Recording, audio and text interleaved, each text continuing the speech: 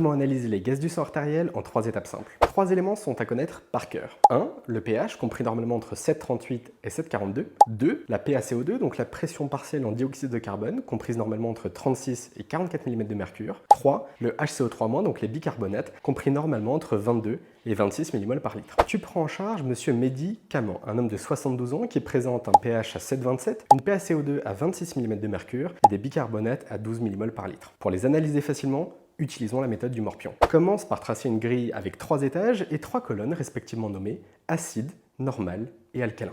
Étape 1. Analyser le pH. Il est de 7,27, ce qui est acide. Je le mets donc dans cette colonne. Étape 2. Rechercher l'origine du déséquilibre. La PaCO2 est de 26 mm de mercure, ce qui est alcalin, et le taux de bicarbonate est de 12 mmol par litre, ce qui est acide.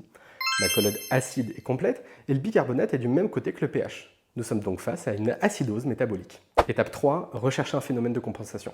Pour faire simple, on retient que si le pH est hors norme, mais que la PaCO2 ou les bicarbonates sont dans les normes, ce sera non compensé. Si toutes les valeurs sont hors normes, ce sera partiellement compensé.